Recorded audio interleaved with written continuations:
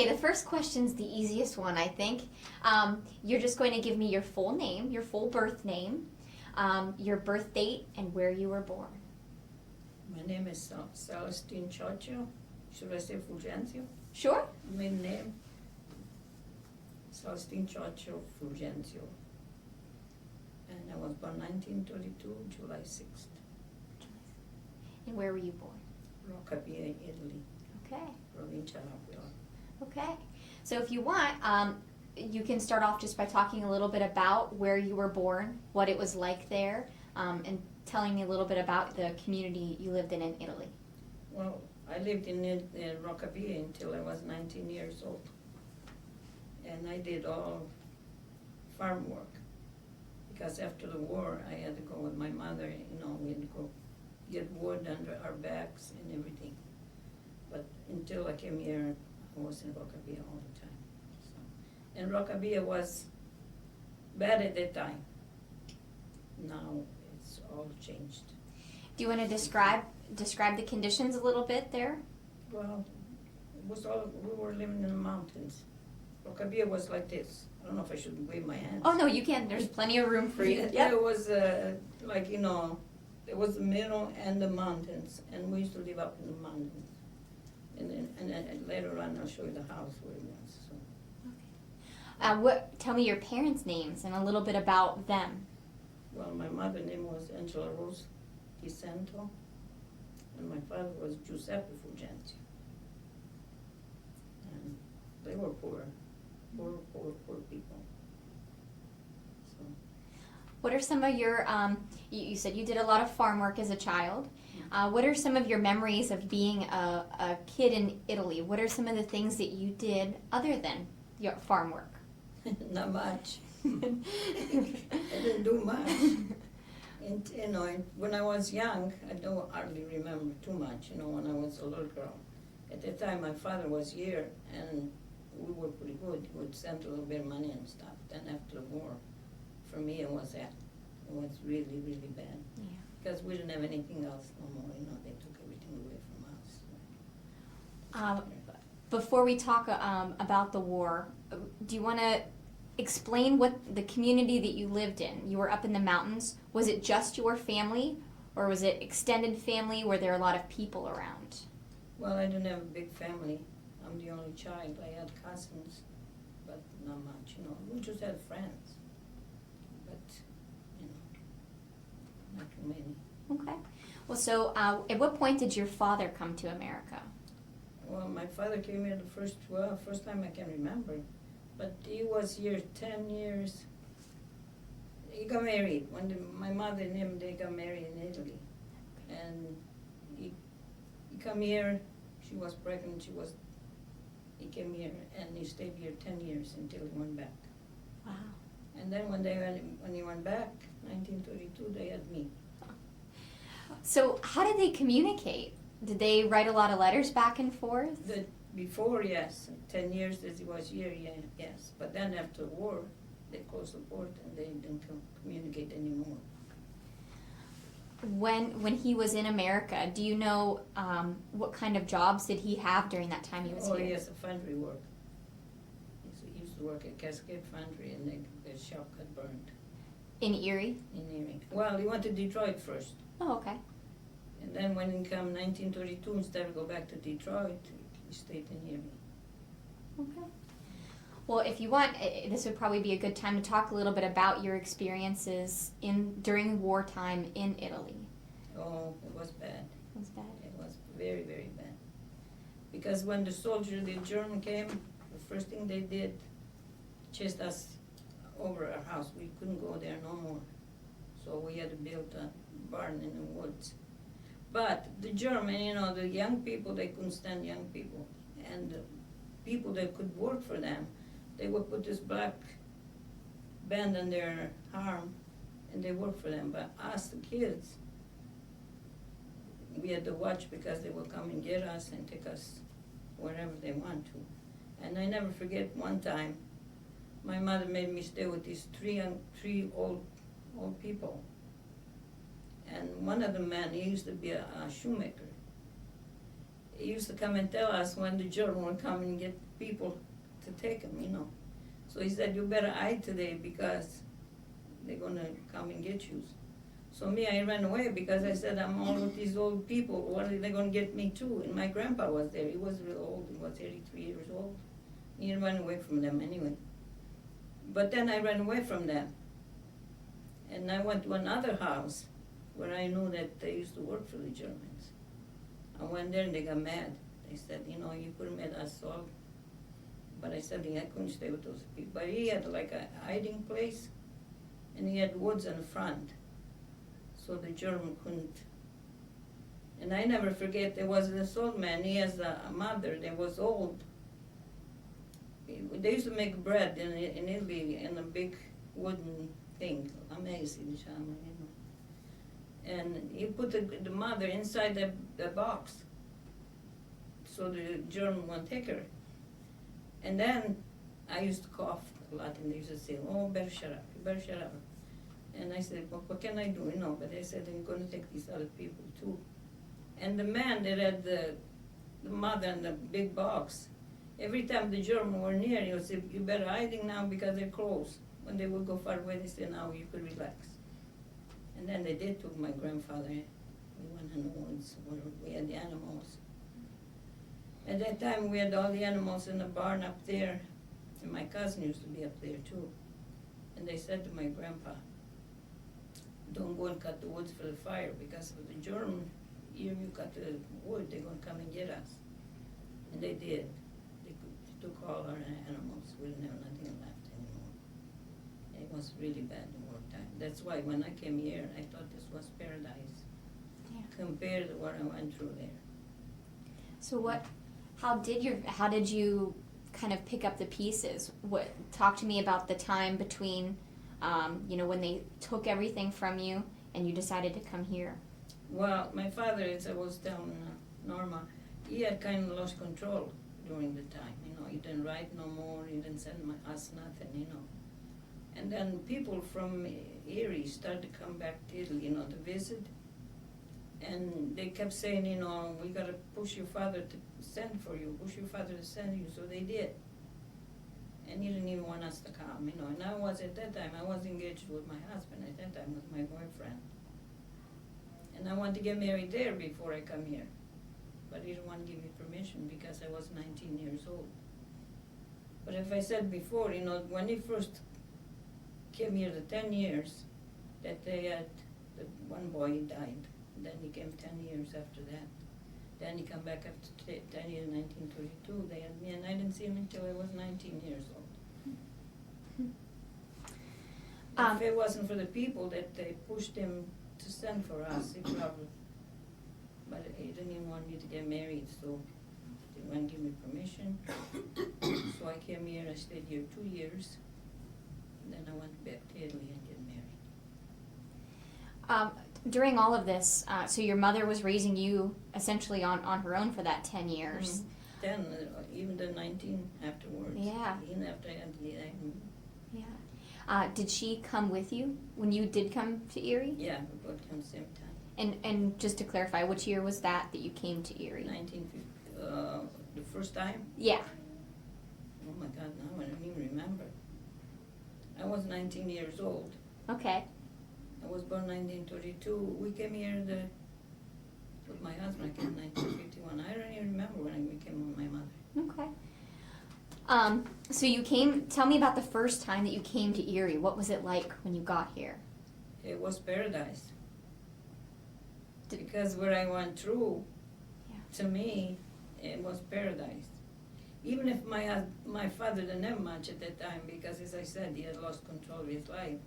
But just me to get a job and work here, for me it was paradise. That's why I never went back, because I did go back to get married, but I never had intention to go to visit or anything like that. So when you came here the first time, were you without your boyfriend at the time? Yeah. You were is it just you and your mother? Just me and my mother. Okay. And where did you stay when you came here the first time? Well, my father rented a house. We were on Europe Street. Okay. And that's not in Little Italy? Really? Oh yeah. It was in Little Italy? Yeah. Okay. Do you want to describe that atmosphere to me? What was it like in At Little that Italy? time, Little Italy was beautiful.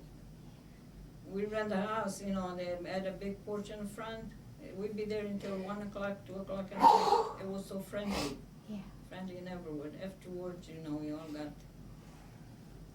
somebody moved here, somebody moved there, and it's not like it used to be. When you did come here, were there a lot of people coming with you right after that, like leaving that wartime climate in Italy and coming over because they had nothing? Oh, a lot of people. People went to Canada, they went to Australia.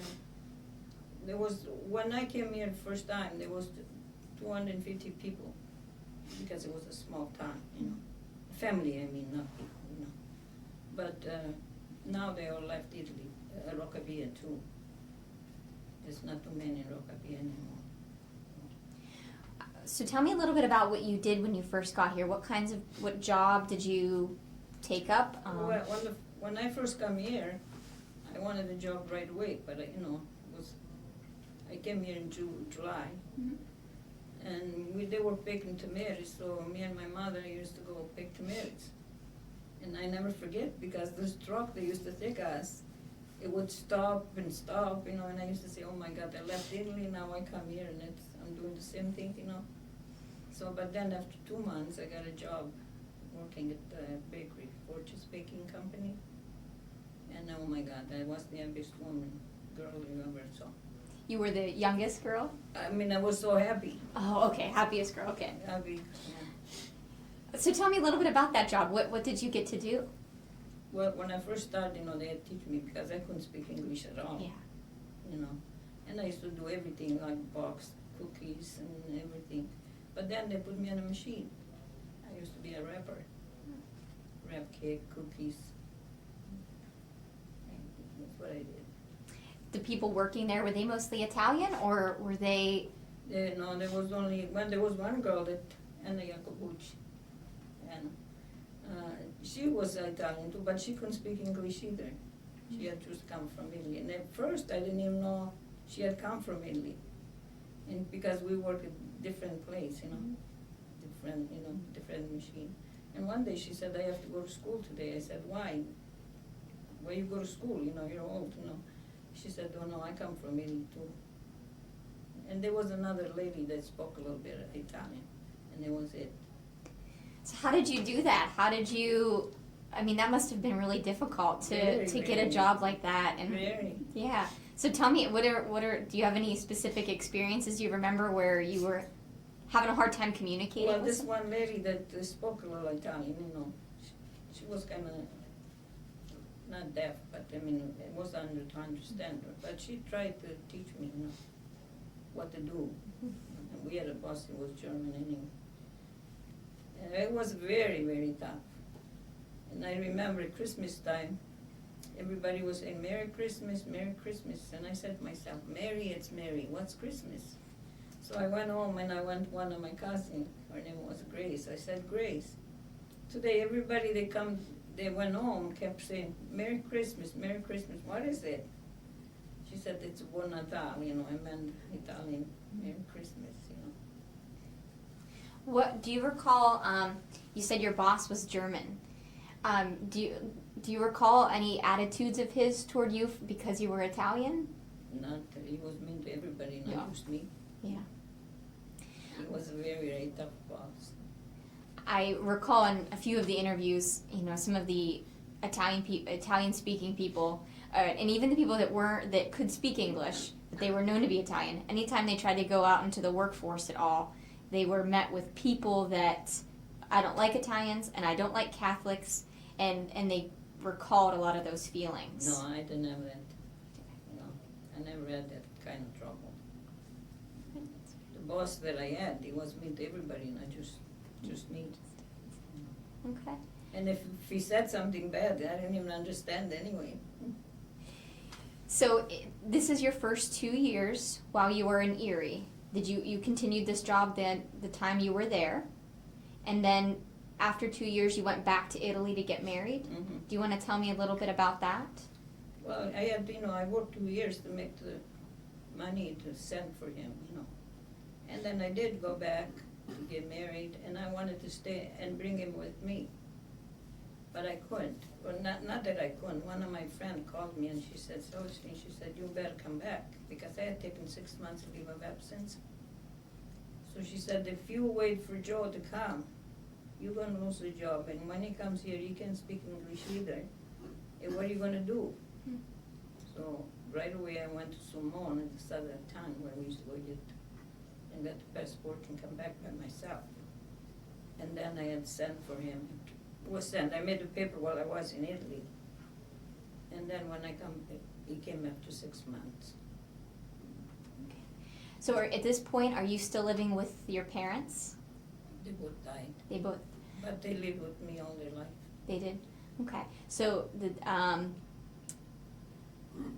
once after 6 months, once he came, where did you live? We lived with my mother and father for 1 year, and then we moved in a house about 2 houses away from them, you know. And then they moved upstairs, where we used to rent. They lived upstairs. Then after 11 years, we bought a house, and they came and lived with me. So you mentioned that it was 2 hours away. Where was that? Wasn't it in Erie? 2 hours away what? The house that you moved into. 2 houses away. 2 houses away. 2 houses Okay, 2 houses away. So you all were still living in Erie at that point. Oh, And the house that you lived in with your husband was also in Little Italy? yeah. Do you want to describe? We lived there for 11 years. And then we bought a house on West 28th Street. Okay. And then they came and lived with me, my mother and mother. And what did your husband do when he got here? Did he have a difficult time finding work? Oh, very, very hard. He used to work with this contract, he used to paint. And then he finally, I never forget, he found a job just when I had my daughter at, I don't even remember that foundry, it was closed. Mellow Iron? Griffin. Oh, Griffin. Griffin Manufacturing. Yeah, he got a little job there, and then he didn't think he was making good money, he went to work with another, Erie foundry. But he was a molder, you know, he had a hard job. Were you still working at this time? Oh yeah, I worked 25 years at the place. Well, I had my daughter, and I went back after 6 months to work. And then after 2 years, 5 years, I had my son, and I stayed home with him 2 years, and then I went back to work again in Fortress. Okay. Did you just have 2 children then? 2 children, And what were their names? Mary and Stanley. Okay. So talk to me a little bit about the role of religion and faith in your home. And you can start talking a little bit about it in Italy if you want, and then what practices you kept doing when you came here. Always Catholic, always. Okay. Was that something when you were in Italy? Do you recall going to mass with your family? Was that talk to me a little bit about? Well, it was only me and my mother, but we went there every holiday, every Sunday. Was mass all the time. Do you have a lot of recollections of like Sunday meals? Where Sundays, we talk a lot about, you know, the routine of going to mass on Sunday and then coming back and having this big meal and lots of people. Was that what it was like for you? Well, in my life, you know, when I was really, really young, I don't remember much. But then after, I was 10, 11 years during the war, after we didn't have no big meals anymore. Yeah. So, but when I was young, I don't remember that much. And there was no big family because my mother didn't have, but she had a sister who used to live at a town. One sister died. She was on her own too. She had a brother died here. He was 21 years old. He made a bet with some guy, some friend of his, to drink a bottle of whiskey. He drank a bottle of whiskey and he used to board with somebody. He went to sleep in a patio or something. In the morning they find him dead. My goodness. So she was by herself too then. We talk a lot though about how food was kind of,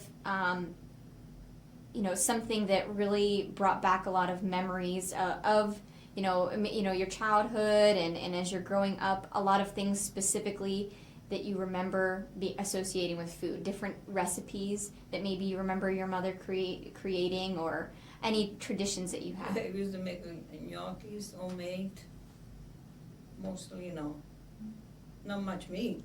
We couldn't buy no meat. We didn't have any coffee after the war, As I said, but before, I don't even remember too much, before when I was really young. Okay. Once you came to America then, what was, tell me a little bit about your religious practices once you came here. Was there a specific church that you belonged to? St. Paul. Okay. That church comes up quite a bit whenever we're doing the interviews. Do you want to tell me about the community at St. Paul's and what it was? It was the best church for Italian people. I remember when the kids used to have a Holy Communion, just the godparents used to go because mother and father couldn't even go because there were so many people. It was, the Italian church best. I remember Father Marino there. So many priests. Did you always belong to St. Paul's? Did you ever go to any other churches? No. No? My husband never wanted to go any other church. Because where I live now, then from 28, we bought a house on 31st Street.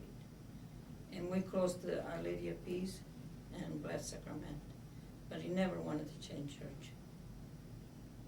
And I still go there. Do you think that just mostly had to do with the fact that it was mostly Italians there? Well, when we first come, we started to go there and never wanted to change. You were comfortable there? And now I go, but some friend of mine, they have to pick me up. My son goes to St. George, I could go with him. But because I've been so used to the church, I want to go there all the time. Yeah. So one of my friends, well, she's much younger than me, but her mother is almost my age. We live up on 54th Street. She picked me up every Sunday, every holiday. She takes me to church. That's nice. One of the things we talk a lot about in the interviews is the role of a mother. And we kind of try to create this picture of Italian mothers. And what's interesting with your story is that your mother was, no doubt, the dominating role in your life because you spent most of your life with her. Mm-hmm. Did that change when you came to America and you saw your parents together? What was it like? Who made the decisions? What happened? Well, when I came here, in 2 years I was single. And then I was married, My mother didn't have much. But, Italian mother, they're more strict. Not anymore, I don't think. But I think I was more strict than mothers are now, so. What were some of the things that she was strict about? My mother? Mm-hmm. And she wasn't too strict. In Italy, they wasn't like here, If you go out with a boy, you have to have a chaperone together. So there was not much, they watched you like, wow. Definitely. One time I went to a wedding, my mother made somebody come pick me up. She was afraid I'd go home by myself. And every time you were with a boyfriend, you had to have somebody with you.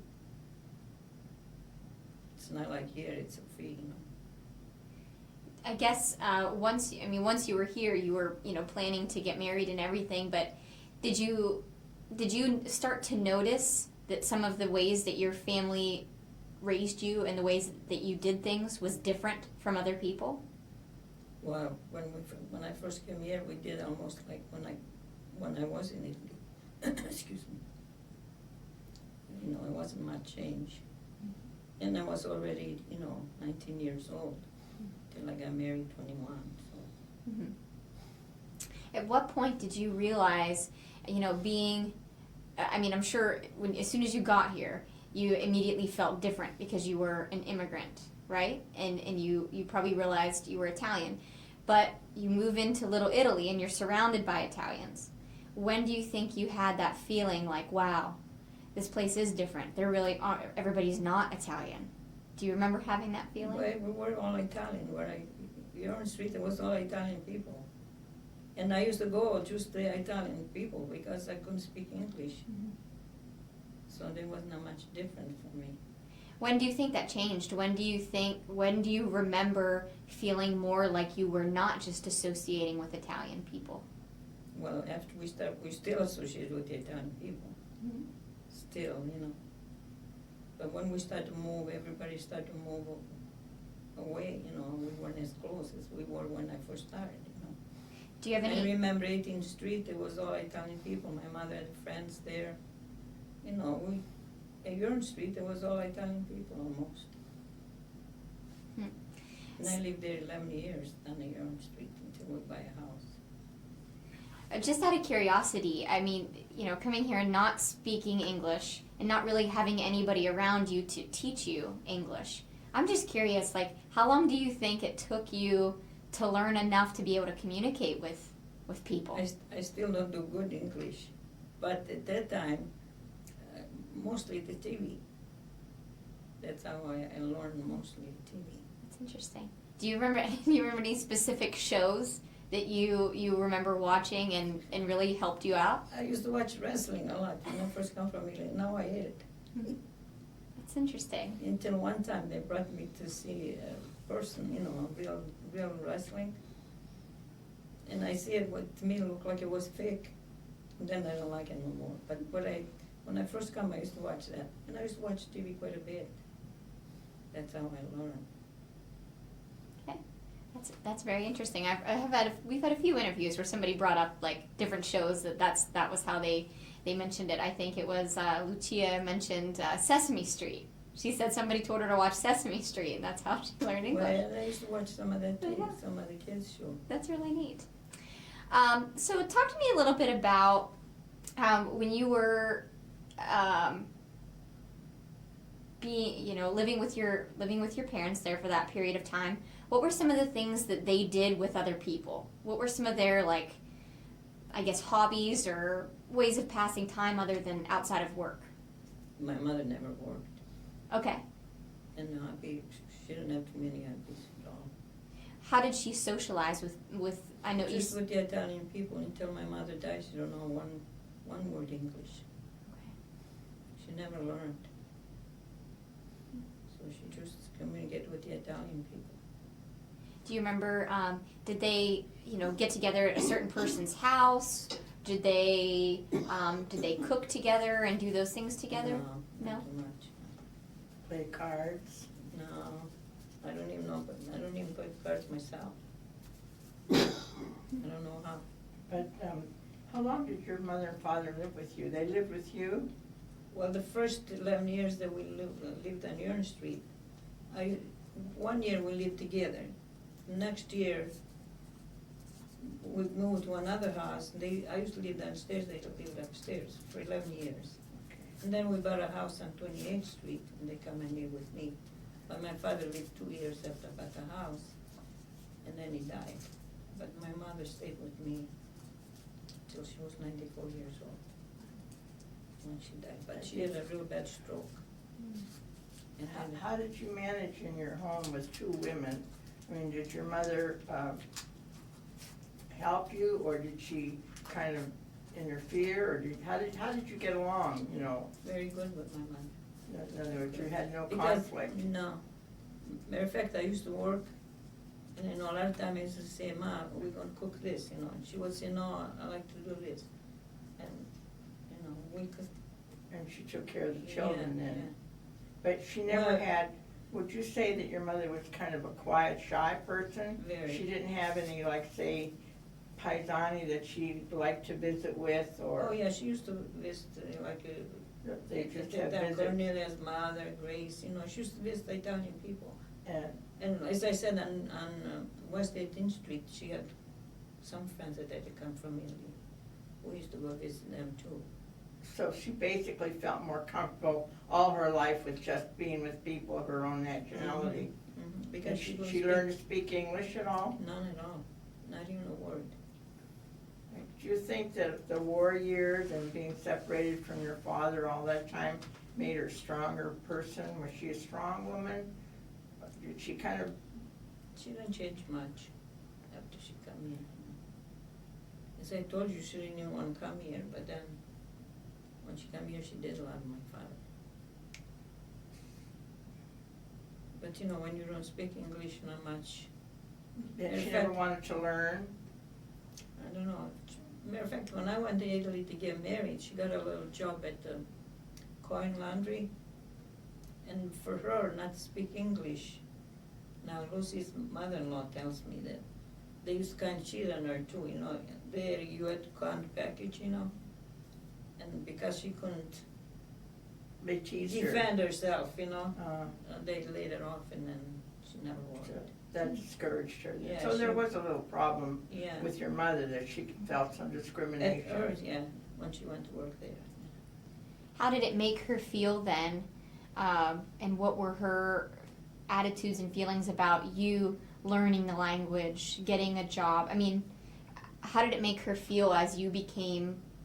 She didn't have no trouble with that. She probably realized at that point you had to. She knew with a lot of friends that they spoke Italian like, you know, we do. And she didn't have no problem at all.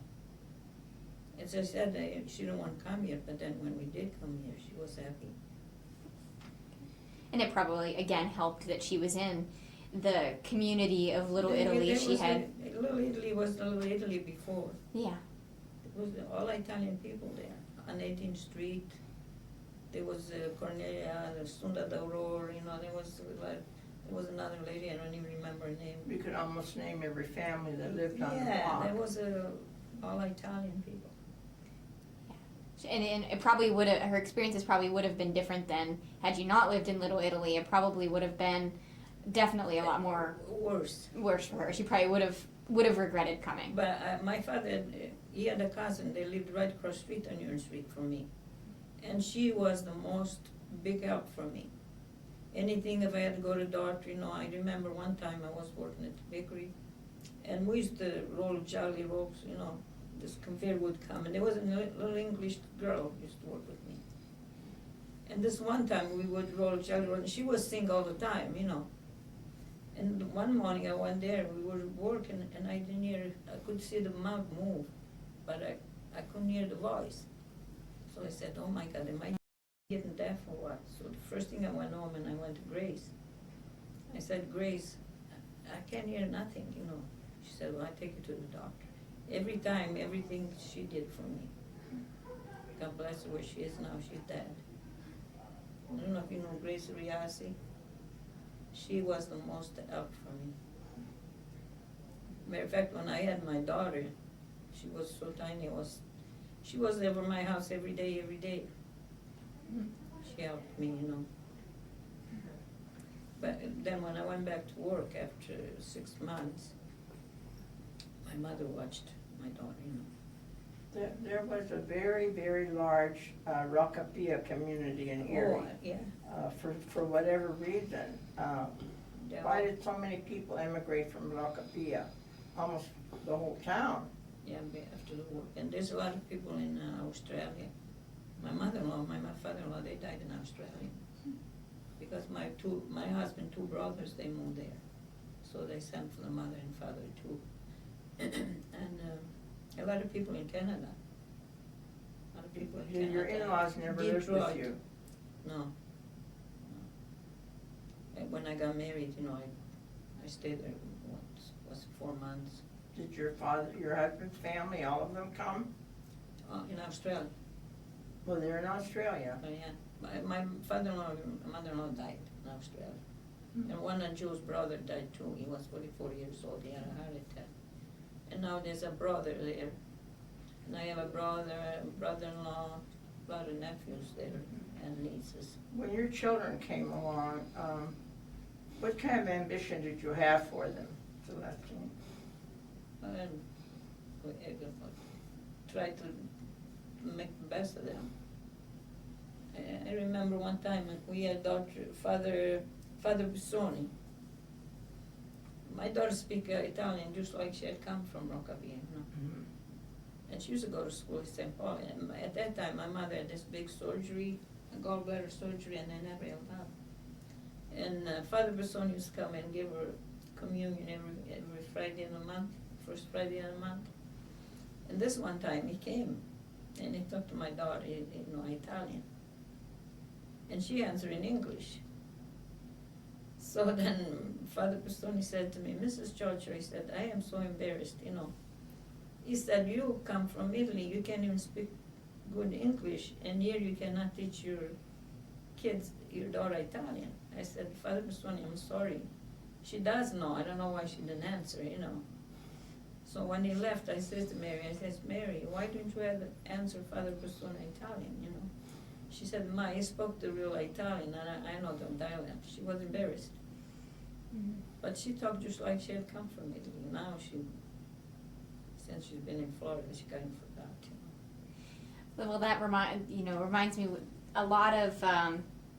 It seems a lot of the people coming from different parts of Italy, at a lot of times there was a lot of friction between them. Being from maybe the northern part of Italy, the southern part of Italy. Do you recall that? Any of those? No. I never had any. All the people that I know, we were all good friends. And sometimes the people that come from they speak real Italian, I would rather, after I learn and talk English, I would rather talk English than Italian, because I talk the dialect too. I didn't have much school in Italy, Mm-hmm. that's my problem. And then when I came here, I didn't even go to school here. Because I got the job and I was happy. Now I'm sorry I didn't go. Well, what having your mother there raising you, helping you to raise your children, do you feel like that is the reason why she took it under her? Like you said, your daughter spoke Italian. Do you feel like that helped create a sense of their heritage because your mother lived with them? Oh yes, especially my daughter. Very, very much. Do you have any other things that you know that they kind of learned or took upon themselves to learn because of living with her? Oh, a lot of stuff, They loved my mother, both my kids. Did she teach them to cook? Not too much.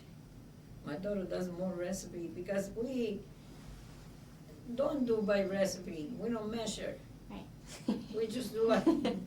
And even my daughter used to say, and I said, I can tell you, but now she learned herself, she has books. Because I don't, recipe, maybe if I have a recipe, I could give her a recipe, but, I do all of us, we don't measure it. It's like instinct. For some reason, you just Yeah. know what you have to add and how much and when it's going to taste just Yeah. right. Yeah. I can imagine that would be difficult to. Like we make sauce and anything like that, don't measure anything. Anything we do, then I don't measure, and none of us do.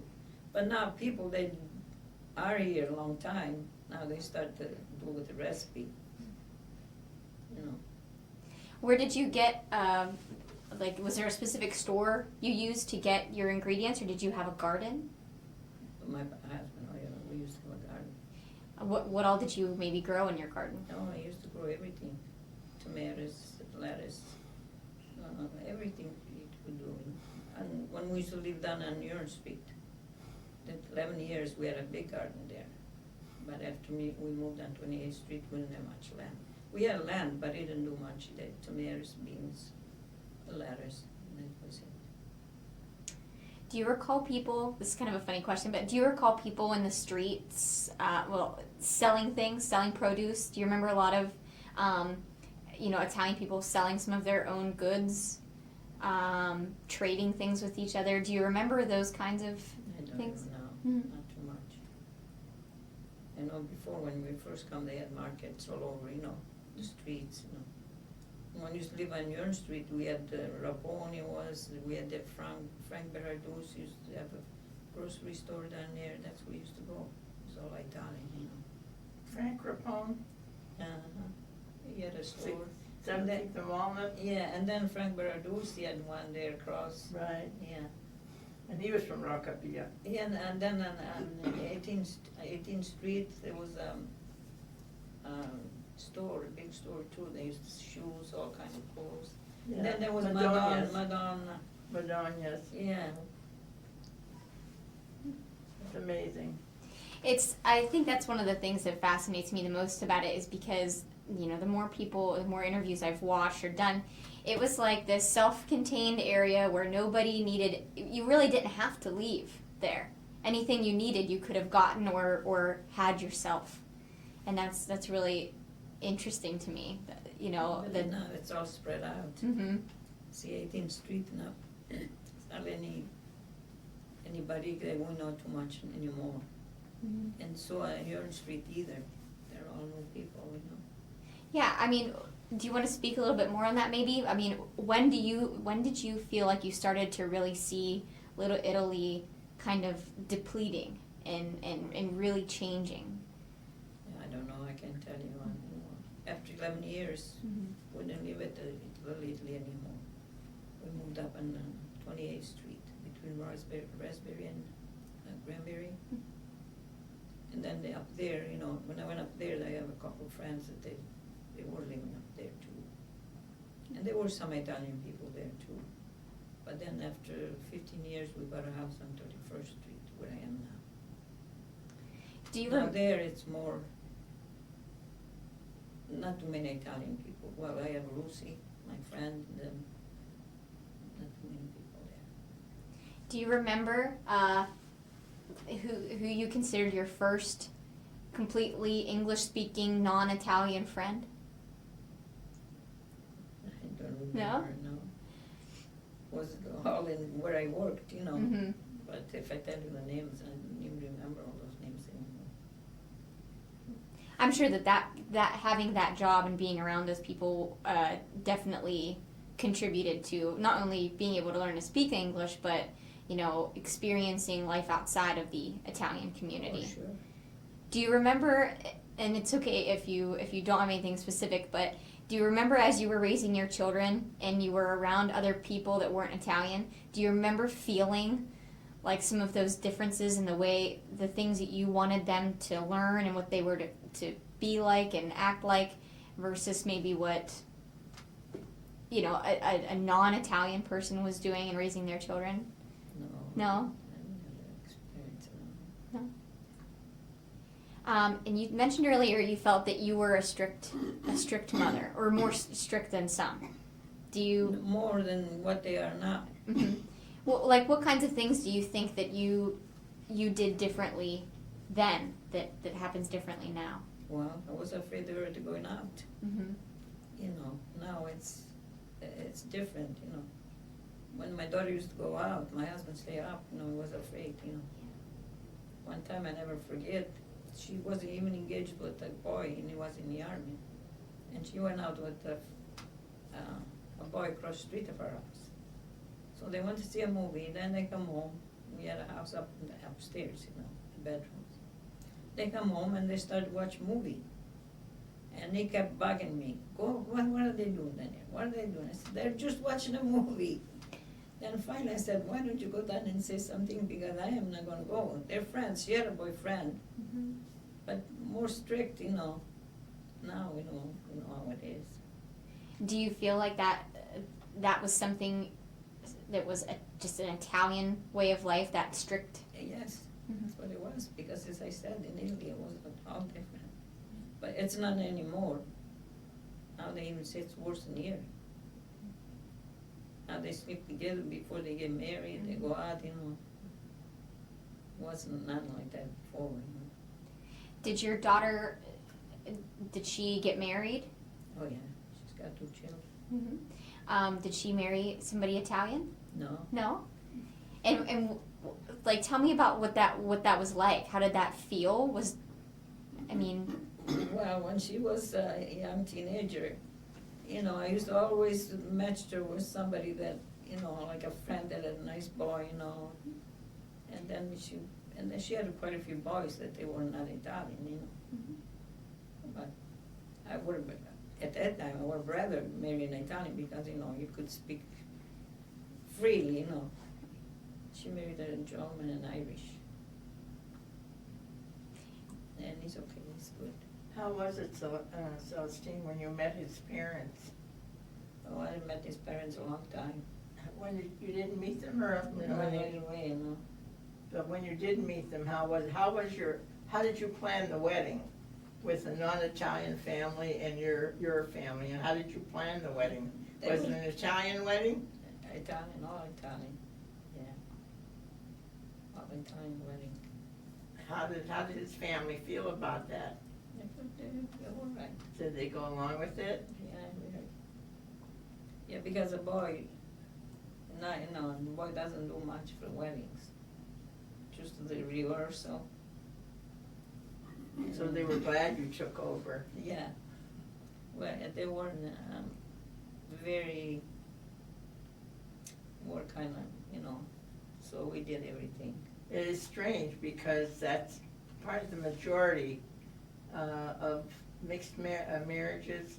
Somehow or other, the Italian part takes over, and it just seems like it has to. Mm-hmm. No, they were fine. Mm-hmm. They were fine. And even because my husband, I knew that their condition were, to spend money. Like they said, the girl does the wedding, the boy does the booze and the music, whatever, I don't know what they say. And my husband wanted to do everything. But they said, no, we do whatever, They were fine. I think it's interesting that occurs. I mean, even speaking from my own personal experiences, if I got married, there would be no specific way that my mother would think the wedding had to go.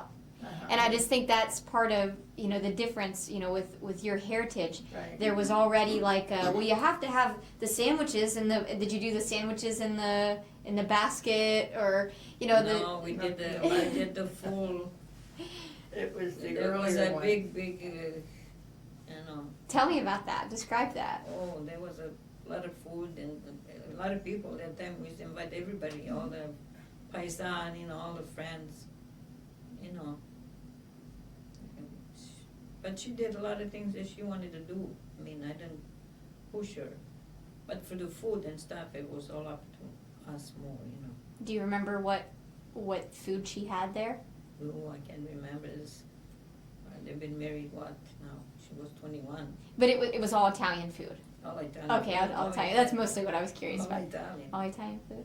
Mhm. But I don't remember what we had. Yeah. Oh, that's okay. That's all right. I mostly just wanted to know if that, when choosing the menu, those are the things. Those are the big things about the wedding. Oh, we both choose a menu. Uh-huh.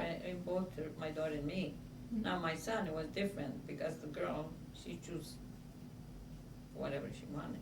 And was she Italian? No, No. she's Irish and something else too. So probably the big difference there, I mean, between her wedding and your son's wedding was probably All different. completely different. Yeah, it had nothing to do with the food. Whatever she wanted, Yeah. she got. But my daughter, we planned it more, for the food and everything. She did, but us too, because we paid for everything. Right. I think too, the philosophy is that you're having a wedding, and the Italian tradition is, the people that are going to be invited, and you want to show a good face. You want to make a good appearance. You want it to be something that they won't talk about, that they can say they had a wonderful wedding and they were satisfied. I think it's not anymore as it was. It once was, Yeah, yes. it's not anymore. I think now whatever they want to do, they do. Bride and groom, yeah. But we were, at that time, it was more restricted with the parents, Well, not only that, but the wedding itself was still a very big part of the whole heritage in general. Yeah. Whereas now, I think a wedding, it's a wedding. They're just going to be united, and that's it. But for what I'm gathering is that for the Italian community, the wedding is part of It was that the whole. most important thing. Yeah. Yeah, Mm-hmm. that's the truth. So I'm gonna definitely have some time for some more questions from Norma, and we'll get your pictures in. But one thing I wanted to ask you is, what do you think it means to be Italian? What makes it so different from any other? I don't know, I don't see any different. We're all people, yes, I don't know. We all got their own opinion. Mm-hmm. I don't feel I'm Italian and I'm different than somebody else. think we're all the same.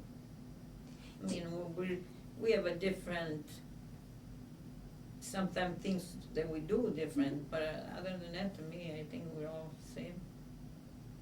Are there any specific like values and things that you wanted to make sure your children had and carried on that you felt were just a really big part of your upbringing?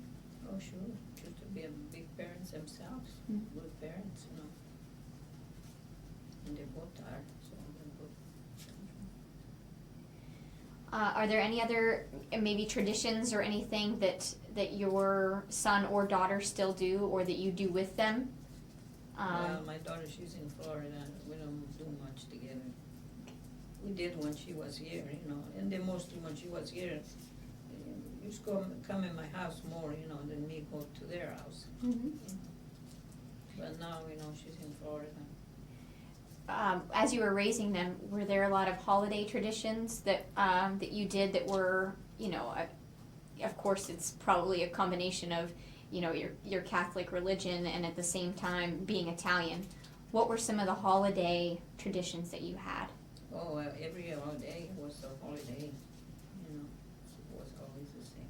Now in Italy was a different story, you know, we had different, like, we had St. Joseph Day, the 19th of March. And we used to build a big fire, you know, everybody would bring a piece of wood, and they make this big, and they would build a real big fire, and we sit all singing and music, you know. And then they had the man, they made la bubas, I don't know how to explain, like this big lady, you know, with clothes and everything, and then they lit her on, and with the fire they go around, you know. It was all different things they used to do there, and we don't do this all in here, you know. At Christmas time, do you do like the big feast on Christmas Eve? We used to, yeah. Mm-hmm. Cook all the fish. And Yeah, but not anymore. Mm-hmm. Since now they changed the law, I don't do fish anymore. Okay. You mentioning the big fire and everything made me think of I've heard a lot about like different superstitions and things like that. Do you recall either in Italy or when you came here? Do you remember any like superstitions or? Oh my God, in Italy, yes. Yeah? Do you want to tell me a little bit about this? We used to be afraid of witches. They had witches. They used to tell a story, you know, sometimes you can't even sleep at night. I was 19 years old when I came here, and I used to, my mother and I in bed, you know, sleep together. I never slept one night with the sheet not over my face. Because they used to tell you so many stories, you know, the witch picked up this baby, and the dad used to come alive, like, holidays, you know, the La Festa di Morto, now I don't even remember the name. All Soul Day, that the dad used to be the procession, you know, they used to tell us their story. And we were scared all the time. And when I came here, it was the first time I started to sleep with my head out. Wow. Were there any like practices that they did, like, you know, Get rid of the malocchio. Yeah. Yes. and like, yeah. How? Yeah, What did they do? I don't know what they did, they never showed us. Oh. Because I remember this one time, we used to, like in my house, you know, there was two family. And they had a little girl, you know, she was really, really sick. And then they said that the witch had taken her, you know. So I remember they used to go and I don't know what they used to say, but they never showed you what they did. But that's all they talked about, the witches and the wolf, whatever they called. That's interesting.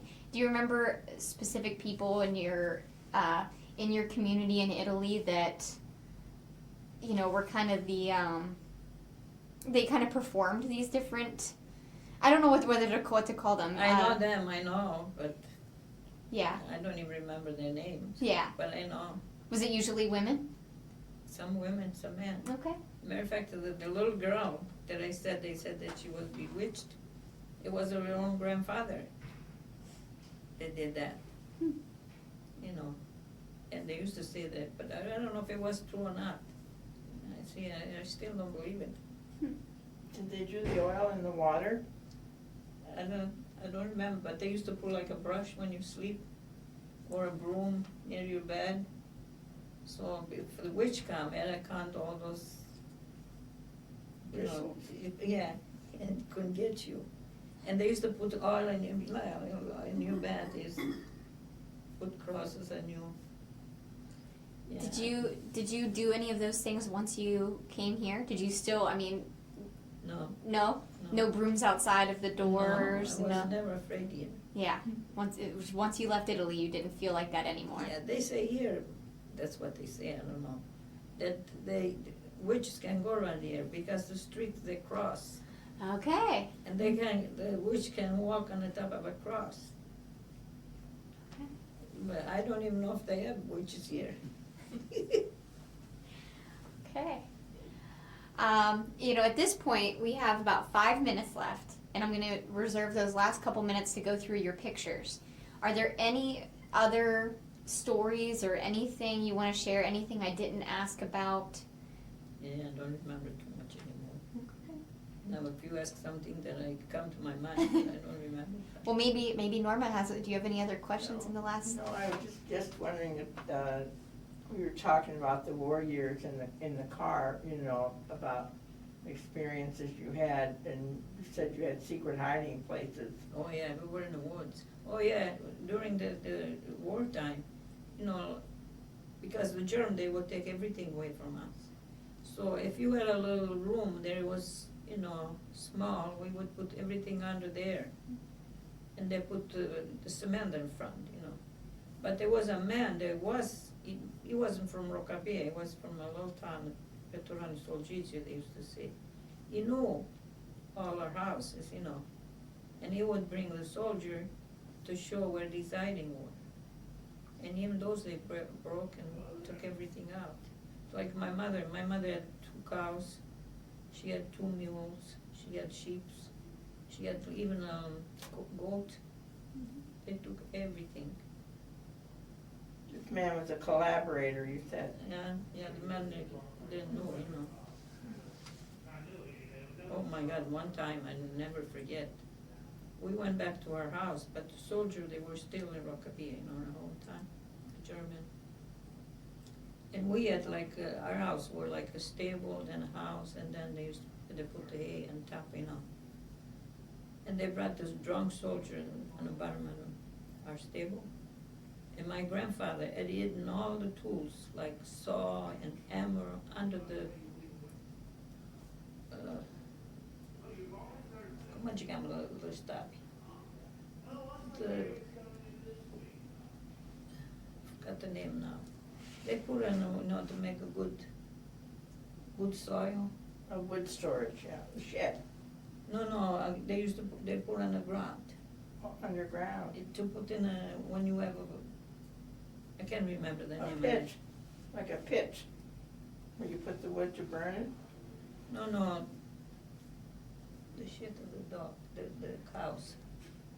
Foundation. My language, no. No, it's okay. And Was it like mulch or And something? then what you put down? happened? Yeah, like a mulch, but Okay. he had everything under there. That soldier broke it. We had a wood window with the steam iron, steel iron. He broke everything and he would come up to our house. And we were just sick. Because from our stable to come to our kitchen, there was a thing that they go up, like a hole. And in the morning when we saw he was a young soldier, he was crying, then did so much damage that night at our house.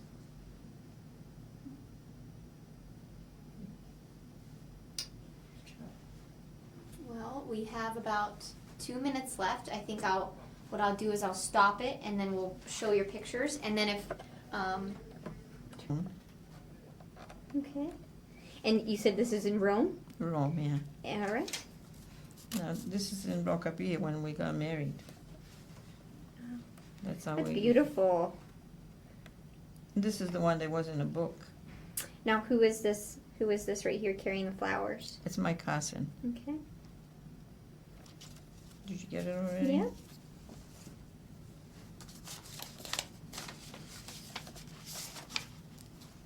Now, this is in Rockabilly, sometime when they used to dress like old-fashioned. Mm-hmm.